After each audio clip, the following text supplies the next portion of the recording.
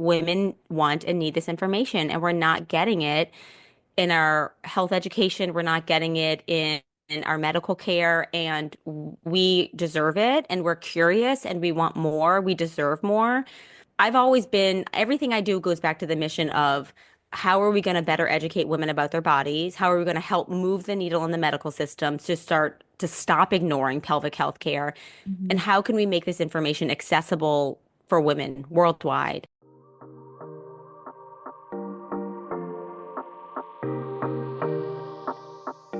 I'm Rachel, and you're listening to the Owning Your Sexual Self podcast.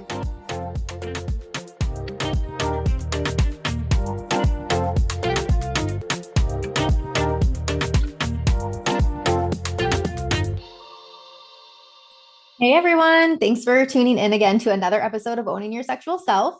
And it just seems like we're just in the mood for pelvic floor conversations these last couple episodes.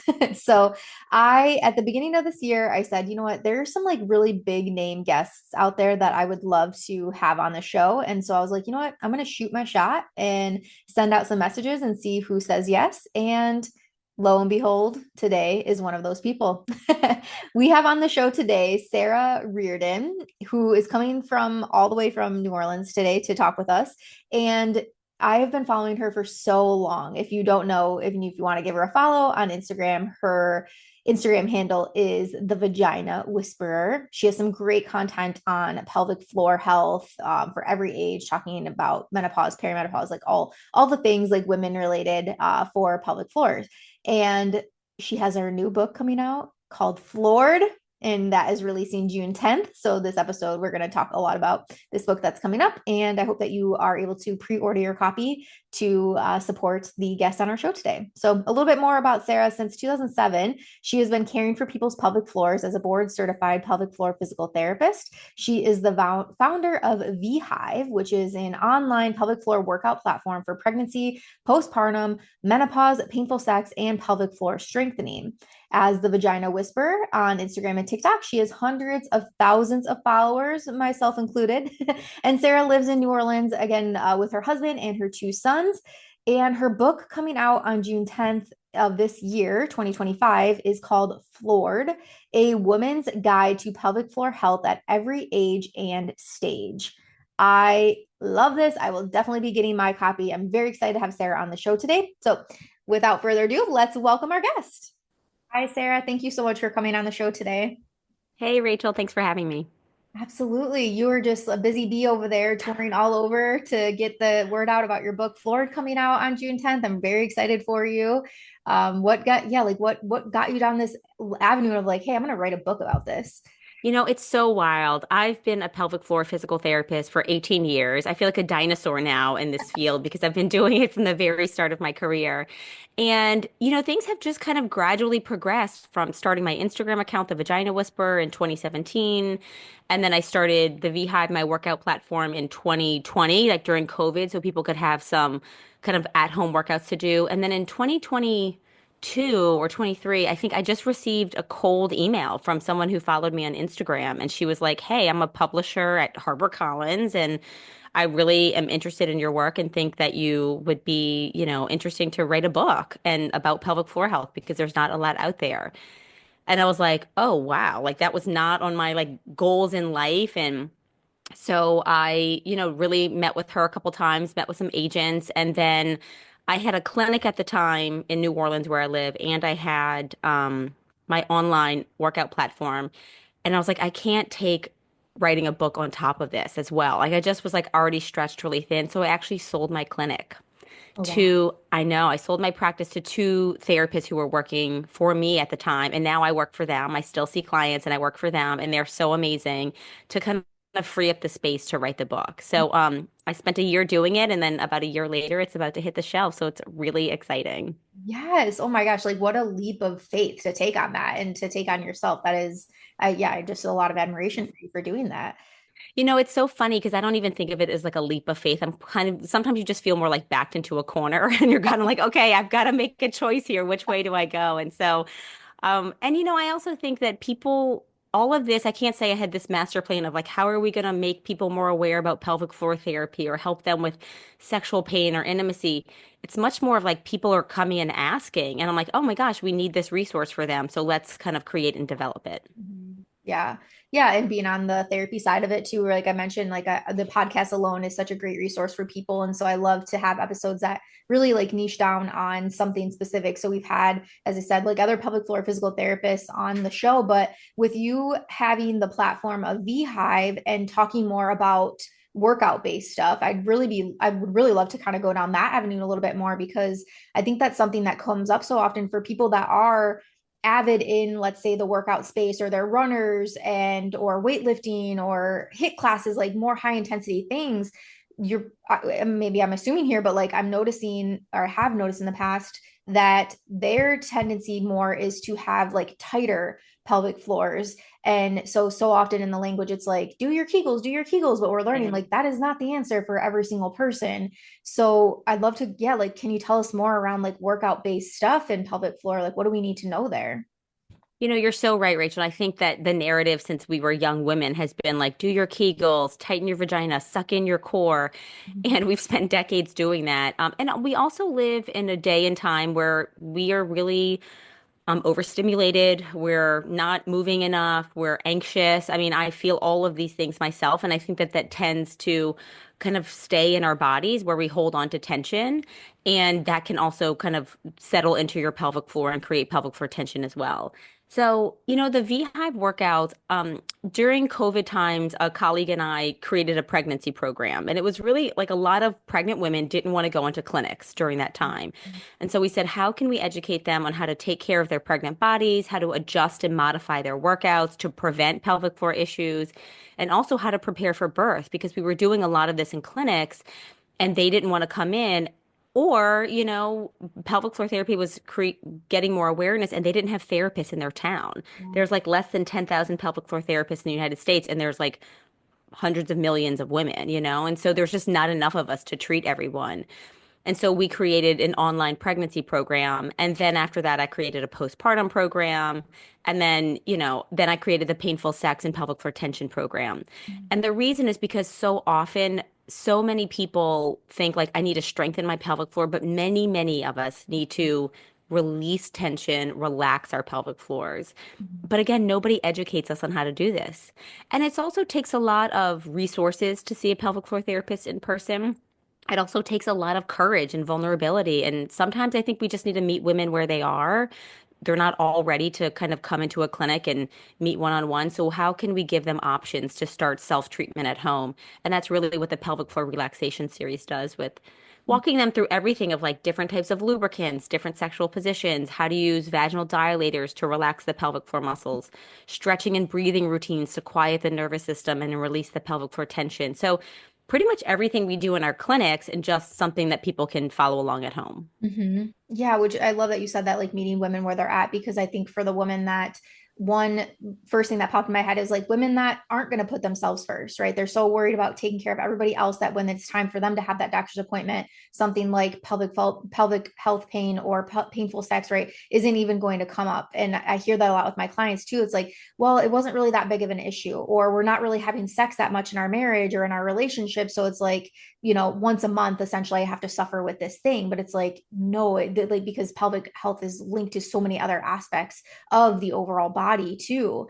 And so, yeah, I love this, like being accessible. And also just, yeah, like maybe for me, like I don't love my primary care physician. Like my gynecologist, every time I go in there, there's a new person that I'm seeing because they're not keeping the same clinicians there. So it's like, if I don't have that relationship, I might not ask them or feel comfortable asking them the questions that, are related to this. So yeah, for someone like, especially in this day and age, I can go online, I can find you, I can go to your link in bio, find your programs, do it from the comfort of my own home. Like, sign me up, you Yeah, know? I know. I love hearing that. And that's really the goal, you know. And I think that, I mean, nothing will take the place of in-person therapy. Like, I love hands-on treatment. I love going in and seeing my clients. But the fact of the matter is it's not always an option for folks. You know, I think one of the other things is gynecologists are not trained on how to handle sexual pain. Like, you really have to kind of specialize in that area. And it's much more kind of obstetrics based or kind of annual examinations. But it's not like, hey, they're not even asking, or what is your frequency of sexual activity? Mhm. Is there any discomfort? Why are you not having it? Like, is it a libido issue? Is it a pain issue? And so the research is very clear. If medical providers don't ask, we're less likely to tell them. And even if we do tell them, we're just not even given options a lot. And so I think that what's been great about social media, as much there's as many pitfalls as there are like amazing things about it, is that it's really kind of given women some awareness that like, hey, I don't have to deal with this, even if it's once a month. Mhm. Like I really believe that we all deserve great sex in our lifetime. And I think it helps us feel great in our bodies, and I don't want to have to suffer through something once a month. Like, and if I am suffering through something once a month, I don't want to even do it. Like I don't need more obstacles in the way of not having sex with my husband. Like I'm tired, there are kids, sick kids, I've like I'm traveling, but I don't want pain to be one of those variables, and I think that it is for a lot of women. Mhm. Yeah. And I think like taking that empowering approach of like if you are having painful sex or painful experiences, like you have control over that. There are things that you can do. There are answers or ways to solve this for yourself. Yeah. Well, Um, one of the things I will say that a lot I really want to kind of clarify is that I think it's unfortunate that I feel like it feels like it falls on us as the person with the vagina to fix this. And I will say I actually have a lot of partners coming to reach out to me and saying, "Hey, I think my wife has this, whether it's vaginismus or vulvodynia or, pelvic pain or something like that." And so they want to help. They want to be solution oriented. And so they're kind of looking for answers. But it is something because it is part of our body that we do have the ability to address it or not. But I think that the other thing is that your pelvic floor is not just for sex, your vagina is not just for sex. I mean, if you have pelvic floor tension, it can contribute to issues with bladder emptying, urinary tract infections, frequent urination, urinary leakage, constipation, hemorrhoids, prolapse. I mean, the list of things goes on. And so it's really much more about function, less, not just about sex, but it's really more about function as well.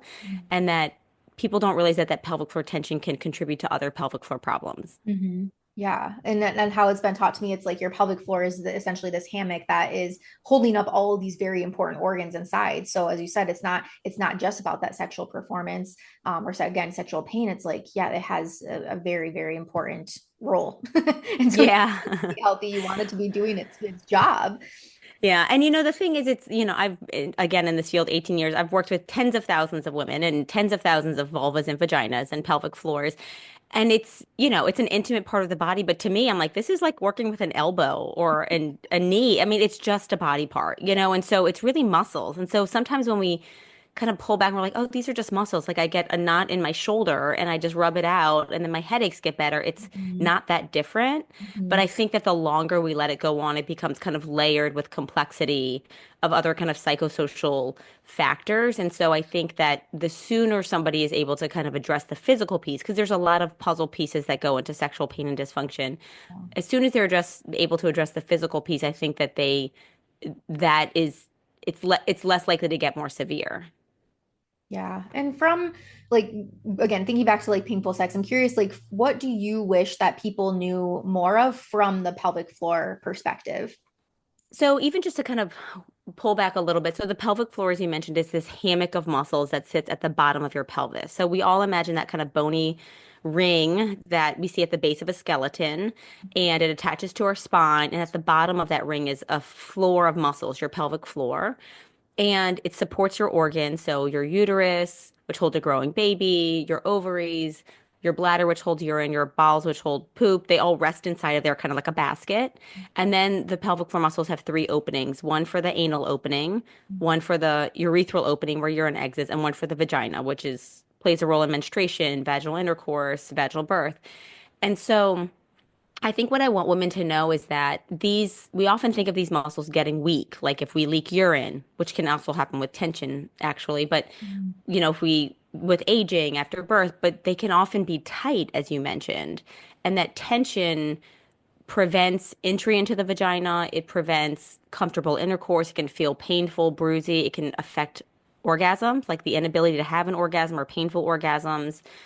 So it's kind of complex, and I think the sexual function is one area that can manifest. But again, often I see people with sexual pain and I'm like, okay, tell me about your pooping. And they're like, oh, I've had constipation since I was a kid. I'm like, tell me about your periods. And they're like, oh, I've got painful periods and I can't use tampons. And so we start to see these other kind of areas pop up that they didn't even realize were connected to their pelvic floors. Like their sexual pain is a symptom, but there's a root to it. And I think the challenge with our medical system is that we always want to like fix the problem. Like, oh, here, use a lubricant or put Botox in the vagina. But I'm like, let's take a step back to see like what's causing that tension. It could literally be how you're working out. It could be how you sit.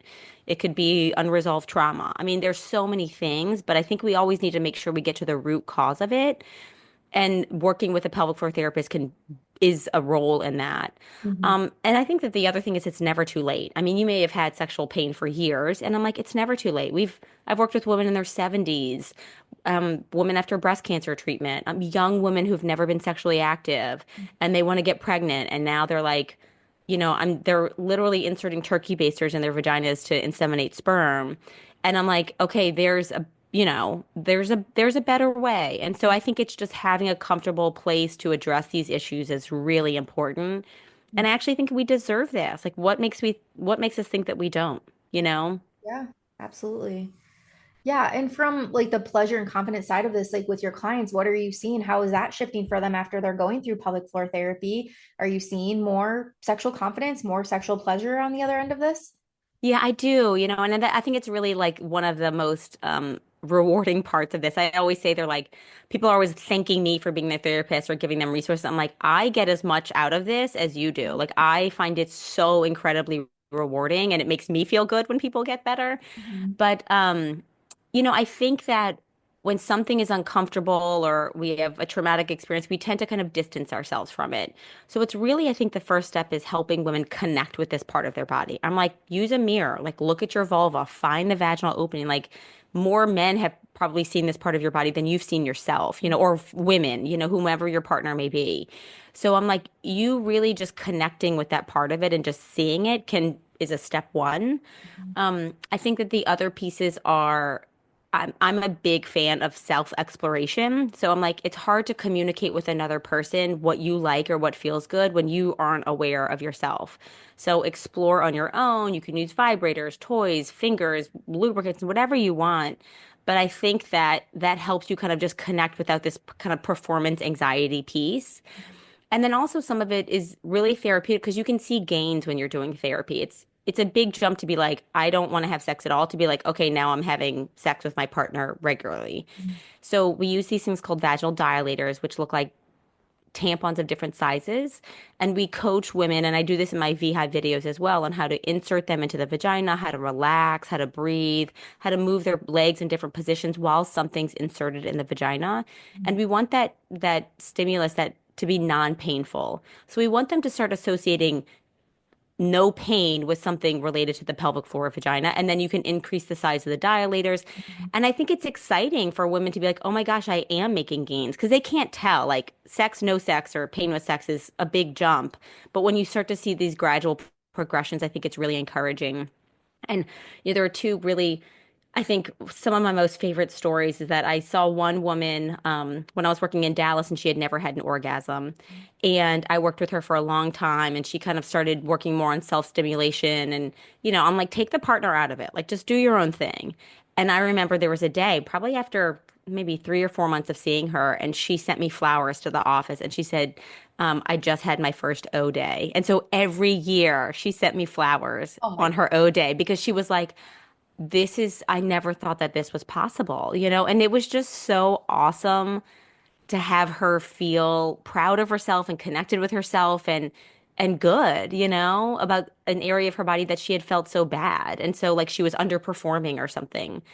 And there was another patient in New Orleans that I saw when I first started practicing who had severe vulvodynia and pelvic pain, never been able to have intercourse. And after I saw her for over a year, and she had a kind of a lot of other medical stuff that we were working through. But after she finished seeing me and she was, able to have sex with her partner pain free, and she would sent me this message and she said, like, I've never felt like more of a woman, And I think that I don't realize these connections for them, but when they express them, I'm like, wow, this is really powerful. And so I just love that they're able to feel more of who they are. Yeah. Yeah, absolutely. And yeah, I truly, again, like to have that relationship with a patient and for them to feel comfortable with you, there's so that is so much more powerful than getting, yeah, the, oh, have a glass of wine, oh, you need to use lube, right? Like you're actually taking the time to hear people and work with them. Yeah, I mean, I love this job, and I also think it's, people always ask me like, "How are you so vulnerable on social media?" Because I'm like, "Oh, my marriage is struggling right now because I'm so busy," or like motherhood's so hard. But I'm like, I'm asking people to be really vulnerable with me day in and day out, and to share their intimate secrets. I think if we all just kind of show up as human, you just kind of break down some of those barriers, and you can start kind of just connecting. And I think that that's an important piece of being a practitioner in this field. Yeah, absolutely. Yeah, and we know, with pelvic floor, right? Like the pelvic floor shifts across the lifespan, whether it be pregnancy, postpartum, menopause. But I'm curious for you, are there any specific myths that you encounter around aging on the pelvic floor that you are really passionate about debunking or, kind of like setting the record straight here? Totally. I mean, I think, and I with the book Floored, I went wide. People are like, why didn't you just write one about birth or menopause or sex? And I said, because there's no basics. Like nobody's giving us a basics for our pelvic floor. We maybe when we're young women get a little bit of period education, if we're lucky, and depending on what state we live in, we maybe get a little bit of sex ed, but it's like sperm meets egg. Nobody's giving us pelvic floor education. So Yeah. like, what are the 101s that we need to know for our body? And if you're experiencing problems, like here are some things at home to fix it. So I think with aging, it's really common that we just say, oh, you're going to leak a little bit when you get older, or you're more likely to have prolapse. And the reason for that is with aging, our estrogen levels and testosterone levels start to decline mid 30s to 40s. And what estrogen and testosterone do, testosterone helps build up muscles. So when we have less testosterone, we have less kind of tone and strength of our pelvic floor just physiologically. And then estrogen lubricates the vagina. It, plumps up the labia. It also creates tone in the pelvic floor and contributes to collagen. Collagen is, we think about that for our face and our hair, but we also have collagen that needs to be helping support tissues in our pelvic floor. So with a decline in those hormones, we see pelvic floor weakness. We see what they call genitourinary syndrome of menopause, which is more frequent urination. It can feel like you have bladder infections. You're waking more at night to pee. You have painful sex. You have dryness, weaker orgasms, urinary leakage. I mean, I'm making menopause and perimenopause sound really scary. But I think that we often tell women, you don't need to do anything until after menopause. And I'm like, that is not true. So there's been a lot of discovery made recently that a lot of the old studies about hormone replacement were debunked. So we are kind of recommending if you're comfortable with it, again, I think we need to meet people where they are. If people are open to using, systemic hormones like a estrogen patch or testosterone gel, whatever, that's on them. That's up to them, but they can be helpful. But I am a big fan of using proactively early a vaginal moisturizer. So I use something called Medicine Mama. It's like a vulva balm. But you can use, coconut oil. You can use, you don't need to use a regular lotion. It needs to be something specific for the vulva because you have to maintain the pH. I'm also a fan of using a lubricant. I like a water soluble lubricant because you likely will have less lubrication. And this isn't because you're less aroused, it's just because your hormones are changing. And I do encourage folks to kind of proactively start working on their pelvic floor. If they don't have tension, then you can work on some strengthening issues. And, these are kind of the workouts that I have in the V Hive. I created a perimenopause program, but a lot of it is you're lifting weights in the gym. They tell us do all your strength training for osteoporosis and etc. But you need to be pulling your pelvic floor in with those workouts, like pre-contracting your pelvic floor with every repetition, and you'll gain muscle strength through doing that. And so you can build it into workouts you're already doing. But I really look at perimenopause as like this yellow light, this runway of 10 years where we can optimize our pelvic floor before menopause starts, which is menopause is when you haven't had a period for 1 year. And then you need to kind of have ongoing conditioning for it. Kind of like you brush and floss your teeth regularly, you need to do the same thing for your pelvic floor. But it is important, I think, that we address the changes with aging because it's 100% of women will go through menopause, and yet we're giving them no pelvic floor education. And so I think that it's an undertreated issue for perimenopausal and menopausal women. Yeah, I remember from my program at U of M what we were taught around pelvic floor is moisturize, stretch, lubricate, moisturize, stretch, lubricate, like three I important love things that. to know. And so yeah, thank you for those recommendations. I'd love to I can either find links or if you have links directly to them, I'd love to include them in the show notes for Oh, people. sure, absolutely. That And these are, I mean, and the thing is once people find these resources, like I think it can feel overwhelming to add something more to our list, you know? Like, oh my gosh, even a stretch or even an exercise, but they're really small habits that if we just build them in, they become automatic. And so I kind of like to say, like, just pick one thing, you know, like just one thing that you start, like using a vulva balm after a shower, or, don't go to the grocery store and get like an yucky, like old school lube. Like, get a good lube. Like, that makes a big difference, you know? Use a dilator once a week or once a month to kind of just keep, the vaginal canal open. So there are these things that I think we can do. But to your point, like you receive this training, but like gynecologists aren't telling women this, I know. and now they're seeing women less and less like, oh, you don't have to come back for 3 years to get a pap smear. But I'm like, wait, but this isn't just about checking for cervical cancer. Like, we need to be doing more for women and their pelvic floors than just like screening for disease. Mhm.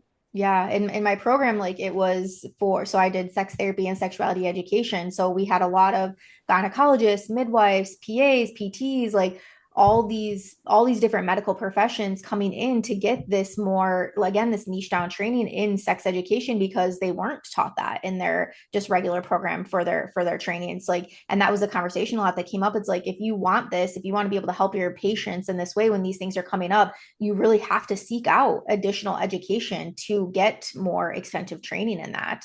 Um, I love that. I love that so much. This makes me interested in doing it, and so good on you because we need you out there. We need folks who kind of really specialize in this area. And it's hard. I mean, I think gynecologists are like, we're so busy, we can't do more. I'm like, okay, but this is part of the space. And so until it's really integrated into pelvic floor or physical therapy education or gynecological education, like we do have to have these resources, or at least have folks like you that we can refer to because we don't specialize in those things.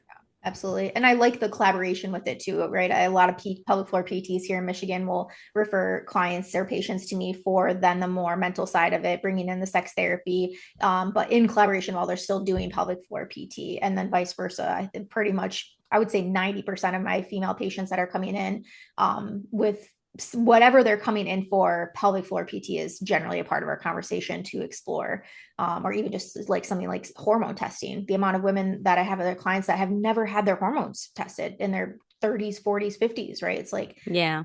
Well, wow. and there's conversation now about not testing hormones. And I'm like, well, how are we making decisions? Yeah. How are you were just throwing darts at the dartboard? Like that's medicine, And I'm like, they're like, oh, well, it varies month to month. I'm like, okay, pick a day of the month and repeat, Like I'm like, we've got to be doing more than just guessing. And so I'm a fan of hormone testing for myself, for my clients.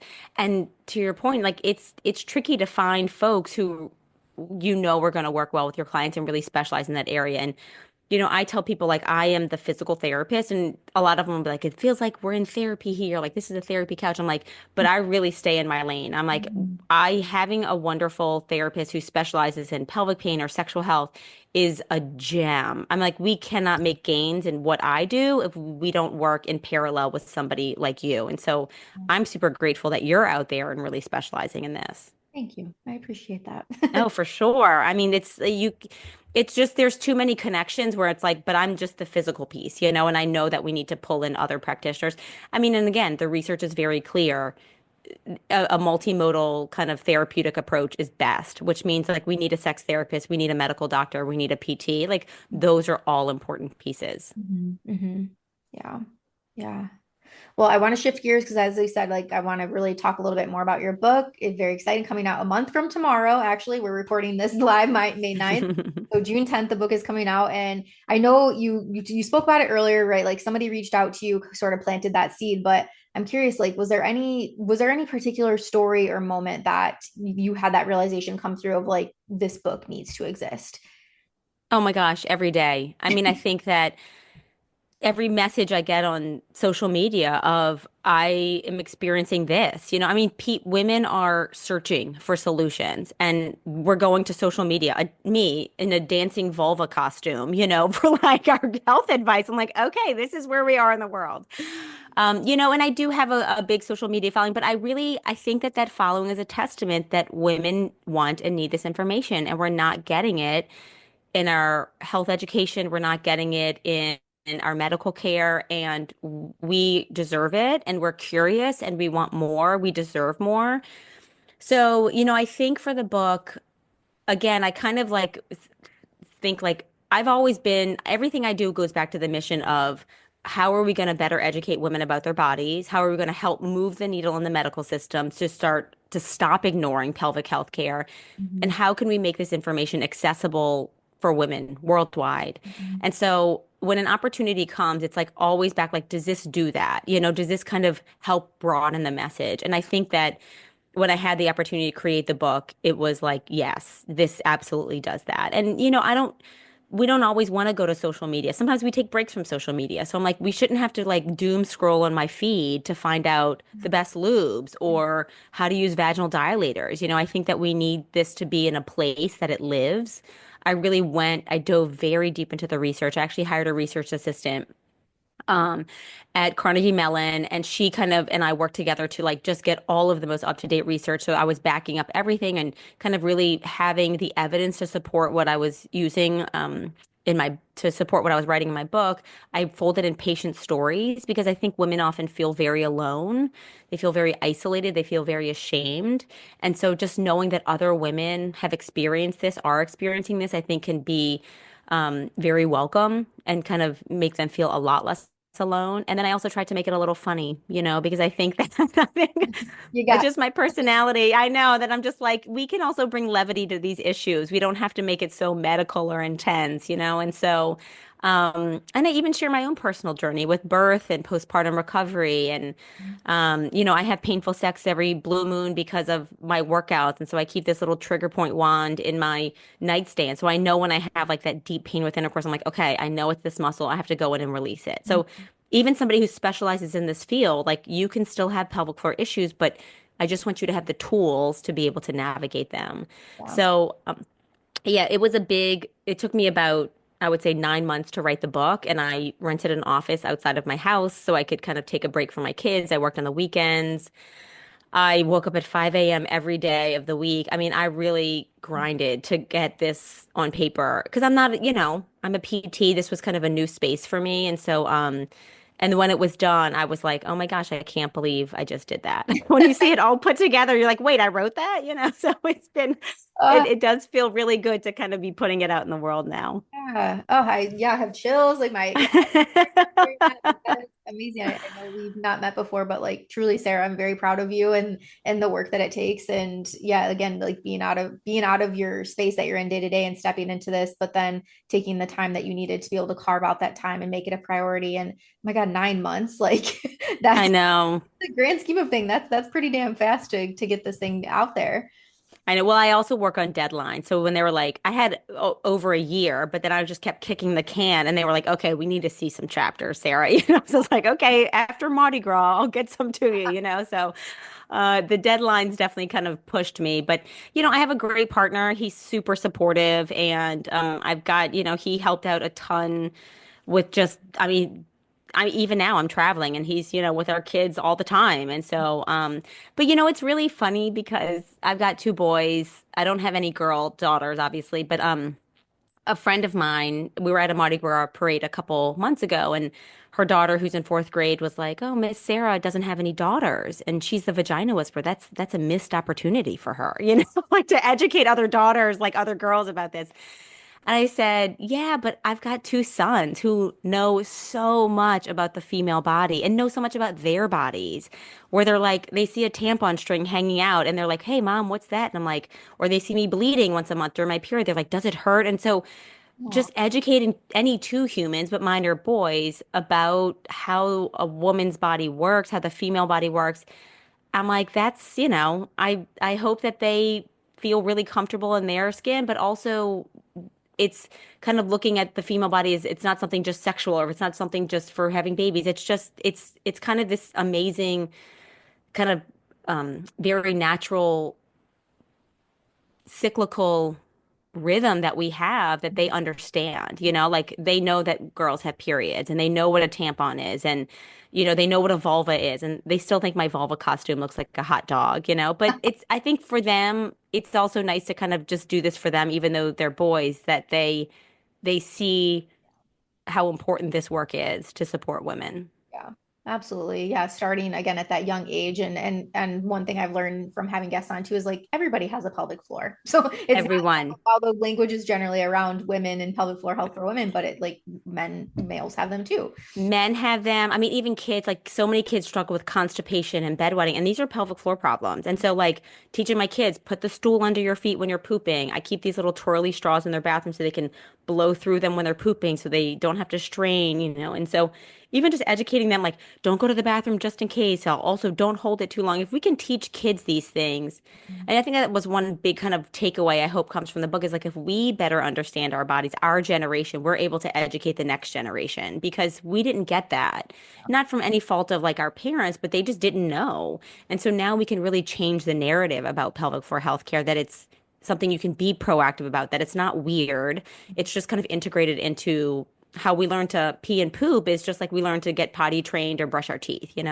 Yeah, absolutely. And so, yeah, I'm just hearing like from your sharing about this book, like what you really hope that readers take away from this is first off, normalization, right? Like you're not alone in this. There's others. This is relatable. We have information on this. It sounds like they're going to walk away also just with a ton of knowledge and resources on how to better help themselves. And that's one thing that I also adore about the pelvic floor world too, is like you're not in this to keep clients coming back and coming back and coming back. Like you're really teaching them the tools so that they can self-soothe at home, which not every profession practices.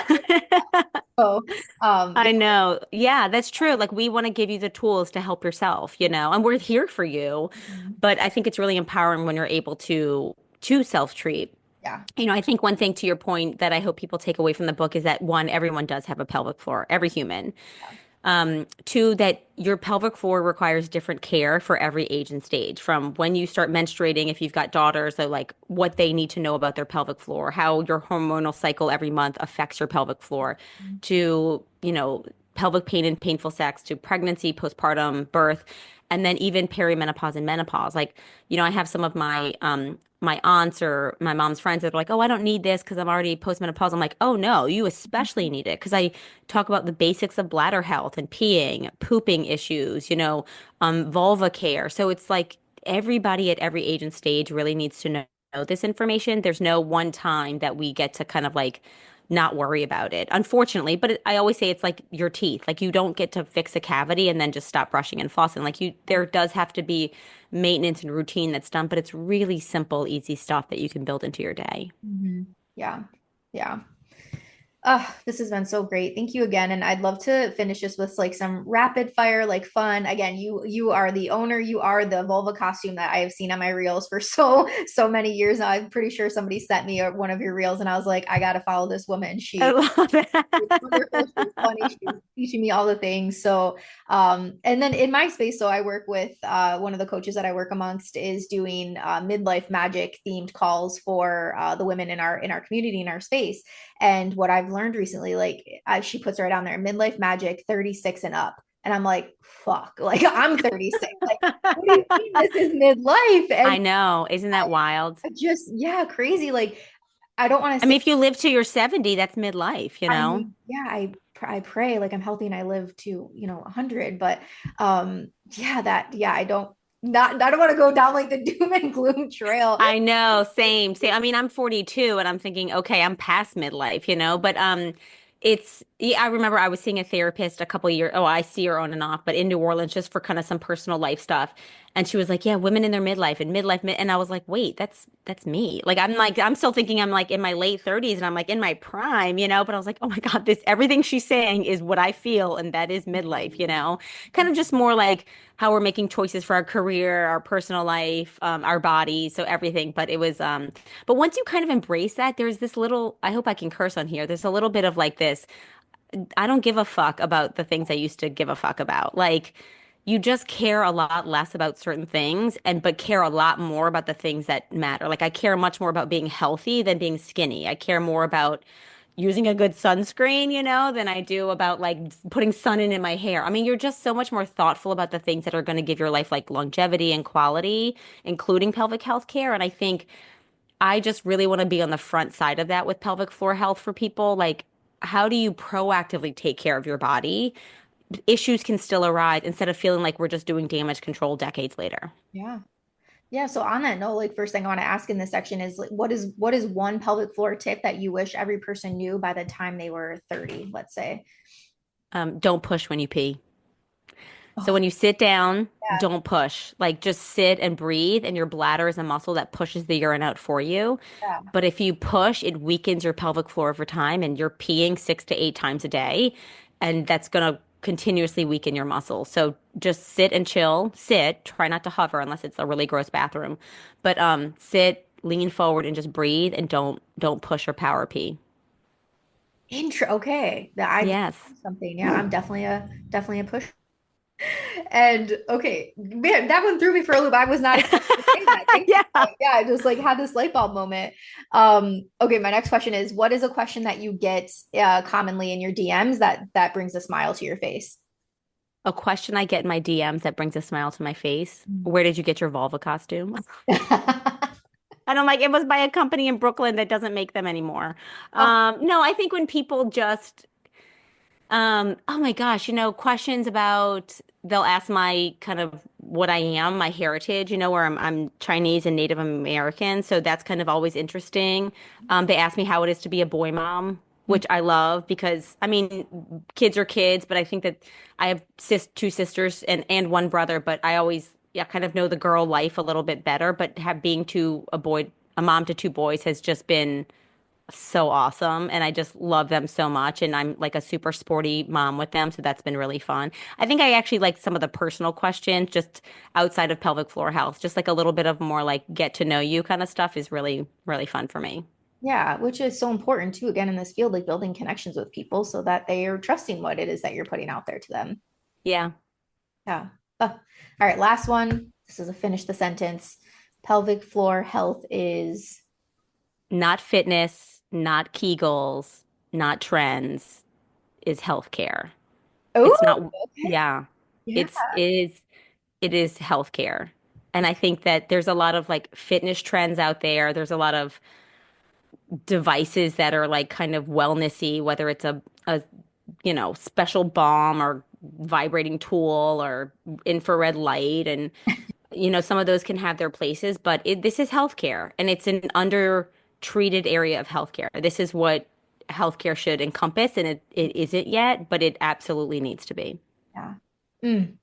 And with that, we're gonna mic drop. Like, please give Sarah a follow on Instagram at the Vagina Whisperer. Your new book, Floored, coming out. We can pre-order that. Where do we go? After this, that I'm going to get my copy. I have to have Thank you.